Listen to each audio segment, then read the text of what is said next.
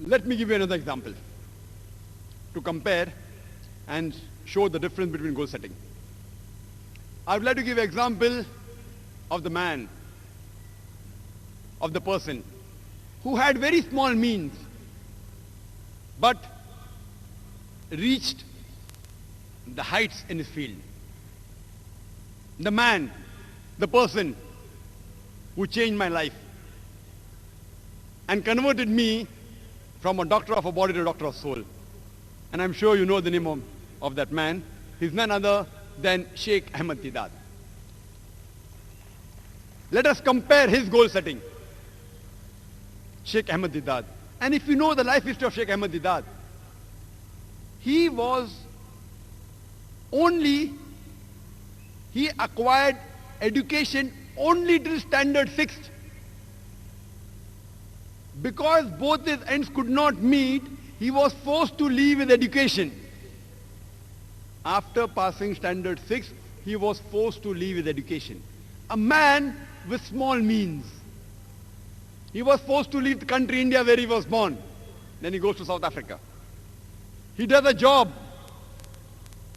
of a salesman. He works in a furniture shop. He does the job of driving, etc. And while he was in South Africa, he used to constantly be harassed by the Christian missionaries, who used to tell, Islam is a useless religion. It is merciless. They used to attack Islam. And because he used to get harassed, a desire came in his heart that I want to reply all the allegations against Islam made by these Christian missionaries.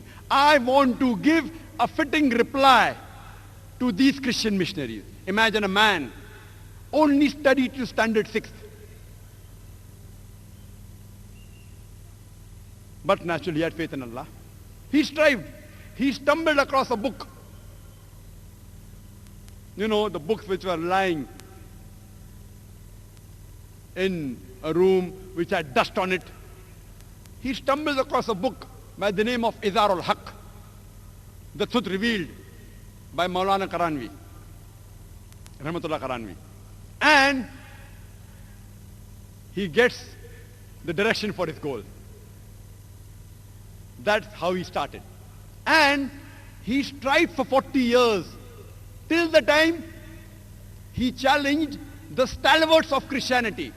Imagine a 6th standard pass man strive for 40 years and challenge the stalwarts of the world. So much so that in 1984, in the early 1980s, he was about to debate Reverend Jimmy Swaggart. And at that time, in 1980s, Jimmy Swaggart was the #1 most powerful, most famous Christian televangelist.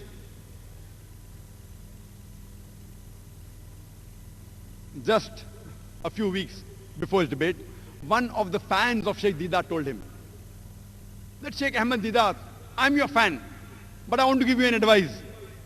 This man, Jimmy Swaggart, I know him. I have studied him. Please don't debate him. He will chew you and he will spit you out.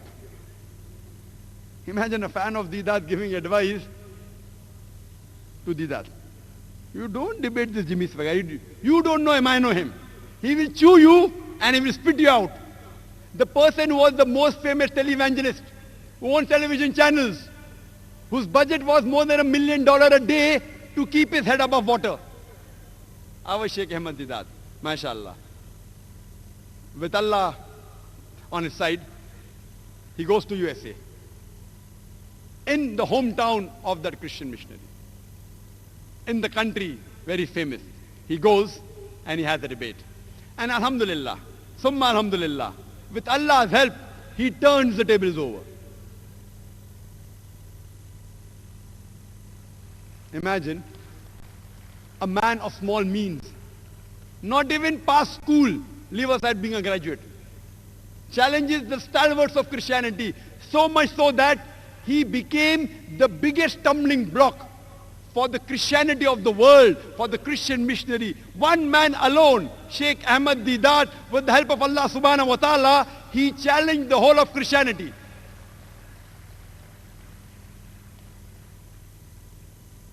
Let's analyze his goal setting. Number one, the Islamic. Was it Islamic? Was it according to Qur'an and Sahih Hadith? Was it for Allah and His Rasul? But naturally it was. That's the reason he was able to achieve his goal. Number two, was it specific? Yes. His goal was specific. I want to reply to the allegations against Islam. Specific. I want to give a fitting reply. Remove the misconceptions about Islam that is there in the minds of the non-Muslim. Number three, was it lucrative? Was it profitable? He wanted profit in Akhirah. And inshallah, Allah will grant him Jannah, inshallah. But besides being profitable in the Akhirah, it even profited him here. You know, a number 6 standard pass man, in 1986, he gets the biggest award in the Muslim world. He is awarded the King Faisal Award for service in humanity. A 6 standard man. He didn't do for the award. Maybe he got $200,000. He didn't do it for that. Maybe for the gold King Faisal Award. He didn't do it for that. He did for Allah and His Rasul. Allah profits him in Akhirah and even in this world. Lucrative. Was it apt? Was it appropriate? Very apt. At the right time. His style, everything at that time. When the Christian missionaries were hammering the Muslims, our morale was at the lowest. This man, Shaikh Ahmed Deedat, he inspired thousands of youngsters, including myself. We could at least raise our head and stand. Apt. Was it measurable? Yes. What did he do? He collected the books of Christianity, the Christian missionaries who wrote against Islam. You know, John Gilchrist, all these books, Jimmy Swaggart, and started replying. When they attacked the Quran and Islam, he replied and he studied their scripture, Bible, used the verse of the Quran and implemented on them, and he found results. Measurable. What was his intention? His intention wasn't to become famous. His intention wasn't to win the King Faisal Award. His intention was to please Allah and His Rasul. See, was he consistent? Yes, he was. Imagine, he struggled and strived for 40 years. And if you know his history, his office was a small, dungy place. And he tells us that even to print a black and white pamphlet, 1,000 quantity, they used to have a meeting. Let's have a meeting. Can we print 1,000 quantity of a black and white pamphlet? MashaAllah.